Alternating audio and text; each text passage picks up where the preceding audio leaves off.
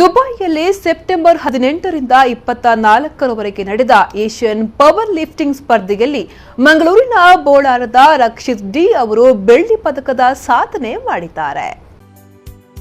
ದುಬೈಯಲ್ಲಿ ನಡೆದ Asian power lifting ಸ್ಪರ್ಧೆಯ bench ಪ್ರೆಸ್ನಲ್ಲಿ Rakshit ಅವರು ಮೊದಲನೆಯ ಬೆಳ್ಳಿ ಪದಕವನ್ನ ಪಡೆದುಕೊಂಡರು.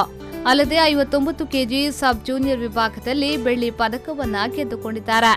ರಕ್ಷಿತ್ ಡಿ ಅವರು ಈ ಹಿಂದೆ ರಾಜ್ಯ ರಾಷ್ಟ್ರಮಟ್ಟದಲ್ಲಿ ಚಿನ್ನ, ಬೆಳ್ಳಿ ಮತ್ತು ಕಂಚಿನ ಪದಕವನ್ನ ಗೆದ್ದು ಸಾಧನೆ ಮಾಡಿದ್ದಾರೆ.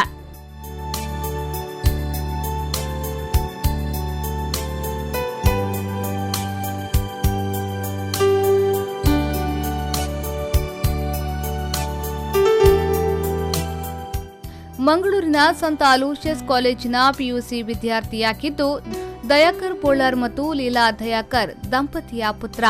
ಬೋಳರ್ದ ವೀರಮಾರುತಿ ವ್ಯಾಯಾಮ ಶಾಲೆಯಲ್ಲಿ ಕಳೆದ 5 ವರ್ಷದಿಂದ ತರಬೇತಿಯನ್ನ ಪಡೆಯುತ್ತಿದ್ದು, ಯಾದವ ಸುವರ್ಣ ಅವರು ರಕ್ಷಿತ್ ಅವರ ಕೋಚ್ ಆಗಿದ್ದಾರೆ.